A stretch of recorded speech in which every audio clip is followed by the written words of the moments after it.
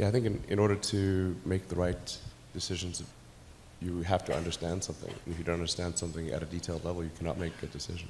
A lot of experts in AI don't share the same level of concern that you do about the dangers of AI. Fools. What's Famous last words. It's about believing in the future and thinking that the future will be better than the past. And I can't think of anything more exciting than going out there and being among the stars. And a few years ago, people were laughing at you. Now, not so much. I mean... Okay. I think probably by end of next year, self-driving will encompass essentially all modes of driving and be at least 100 to 200% safer than a person by the end of next year. Not as much fun being me as you'd think. I don't know. You don't think so? No.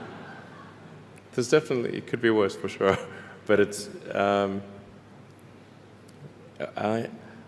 not sure I want to be me. It's like Elon Musk has been beamed down from another planet to show us mortals how to run a company. The people of Earth will have to make a decision.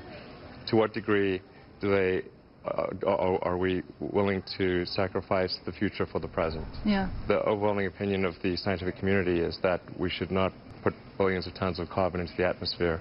They think that technology just automatically improves. It only improves if a lot of people work very hard to make it better. Which is what we're doing. But unless we change the rules, because the rules currently strongly favor hydrocarbons, unless we change the rules, I think we're in for a really rough future. Will be the fastest production car ever made, period. The point of doing this is to just give the hardcore smackdown to gasoline cars. In probably 10 years, it will be very unusual for cars to be built that are not fully autonomous. Getting in a car will be like getting in an elevator. We will have no choice, because we'll run out of hydrocarbons to mine and burn, and we will have to transition to a sustainable energy economy. So sooner or later, we've got to go towards a solar electric future. It's better for the future of Earth if we go sooner than later. So we added all this extra carbon to the carbon cycle, and the net result is that the carbon in the ocean's atmosphere is growing over time. It's much more than can be absorbed by the ecosystem. Something that happens over 30 or 40 years, the transition to electric vehicles. Ultimately, we will have to have some kind of universal basic income. But I think sustainable energy is also obviously really important. That's tautological. If it's not sustainable, it's unsustainable. But in the absence of a price, we sort of pretend that digging trillions of tons of fossil fuels from deep under the earth and putting it into the atmosphere, we're pretending that that has no probability of a bad outcome. And the entire scientific community is saying, obviously, it's going to have a bad outcome. You're changing the chemical constituency of the atmosphere. It's really quite simple. We're taking billions of tons of carbon that's been buried for hundreds of millions of years and is not part of the carbon cycle, taking it from deep underground and adding it to the carbon cycle. The result is that a steady increase in the carbon in the atmosphere and in the oceans, which doesn't look like much if you look at it on this chart, but when looked at in the context of history, it actually looks like this. Last century we had 2 massive world wars, 3 if you count the Cold War. I think it's unlikely that we will never have another world war again. There probably will be at some point. Or if we have another one, it'll be the last. Yeah, it just could be radioactive rubble, given enough time. This has been our pattern in the past. But there's a lot more that must happen beyond this in order for humanity to become a spacefaring civilization, ultimately a multi-planet species. The most important things for the preservation and extension of consciousness. I'm actually fairly optimistic about the future of Earth, so I don't want to sort of people to have the wrong impression that I think we're all about to die. I think things will most likely be okay for a long time on Earth. But not for sure, but most likely. Where are the aliens? Maybe they're among us, I don't know. Some people think I'm an alien. Not true. I mean, if there are super intelligent aliens out there, they're probably already observing us. What specifically do you believe that they don't? The biggest issue I see with so-called AI experts is that they think they know more than they do. And they think they're smarter than they actually are. In general, We are all much dumber than we think we are, by a lot. This tends to plague smart people. They just can't, they define themselves by their intelligence, and they don't like the idea that a machine could be way smarter than them, so they discount the idea, which is fundamentally flawed. That's the wishful thinking situation. And if you consider two futures, one where we are forever confined to Earth until eventually something terrible happens, or another future where we are out there on many planets, maybe even going beyond the solar system, I think that second version is incredibly exciting and inspiring, and there need to be reasons to get up in the morning. You know, life can't just be about solving problems. Otherwise, what's the point? There's got to be things that people find inspiring and make life worth living. Yeah, we're already a cyborg in the sense that your phone and your computer are kind of an extension of you. The first launch, I was picking up bits of rocket near the launch site. It was a bit sad. Eventually, with the fourth flight in 2008, reached orbit. I think the saying is fourth time's the charm. Developed a Dragon spacecraft, which recently was able to dock and return to Earth from the space station. That was a white-knuckled event. We now have 16 successful landings in a row. Miles an hour. This will enable the creation of a lunar base. And it's 2017. I mean, we should have a lunar base by now. What the hell's going on? To be clear, I don't want to die on Mars. If you're going to pick some place to die, then why not Mars? And if I do die on Mars, I just don't want it to be on impact. There's likely to be another Dark Ages, which it seems, my guess is there probably will be at some point. I'm not predicting that we're about to enter Dark Ages, but that there's some probability that we will, particularly if there's a Third World War.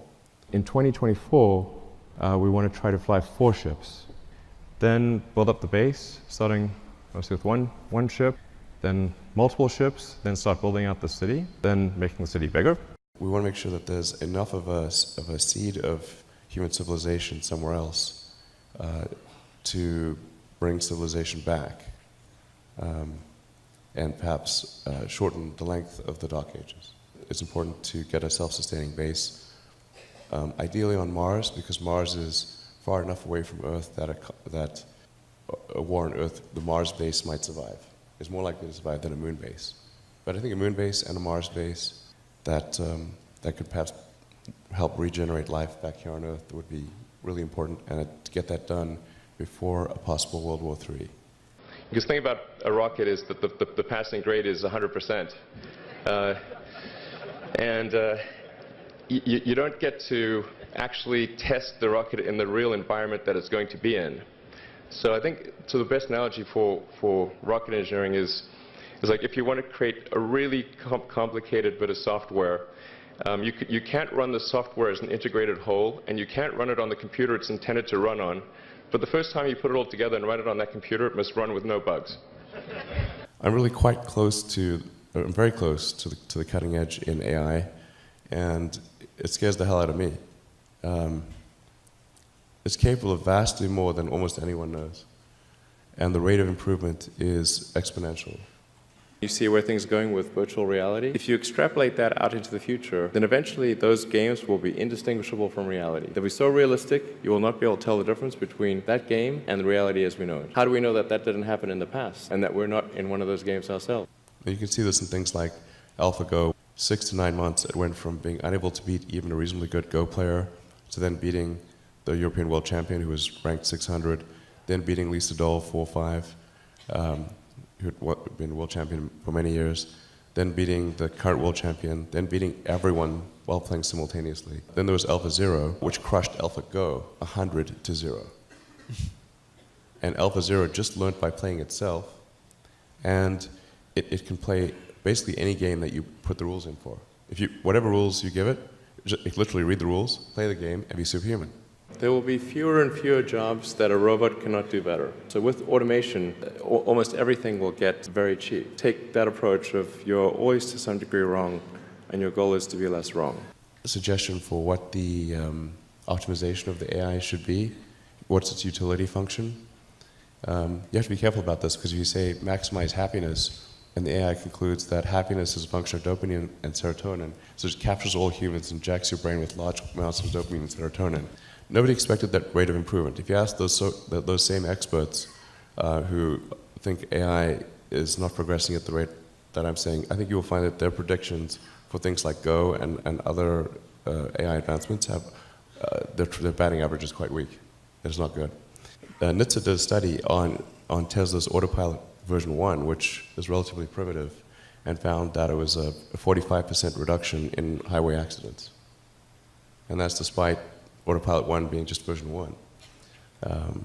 Version 2, I think, will be at least 2 or 3 times better. That's the current version that's running right now. The rate of improvement is really dramatic. We have to figure out some way to ensure that the advent of digital superintelligence is one which is symbiotic with humanity. I think that's the single biggest existential crisis that we face, and the most pressing one. I mean, if we take it that it's inevitable at this point, that some version of AI is coming down the line, how do we steer through that? I'm not normally an advocate of regulation and oversight. I mean, I think one should generally err on the side of minimizing those things. This is a case where you have a very serious danger to the public. And therefore, there needs to be a public body that has insight and then oversight to confirm that everyone is developing AI safely. I think the danger of AI is much greater than the danger of nuclear warheads by a lot. And nobody would suggest that we allow anyone to just build nuclear warheads if they want. That would be insane. And mark my words, AI is far more dangerous than nukes. Far. So why do we have no regulatory oversight? This is insane. What's happened over the last year is you've seen what I've been calling artificial stupidity. You're talking about, algorithmic manipulation of social media. Like we're in it now. It's starting to happen. Like narrow AI is not a species level risk. It will result in dislocation, in lost jobs, and sort of better weaponry and that kind of thing. But it is not a fundamental species level risk, whereas digital superintelligence is.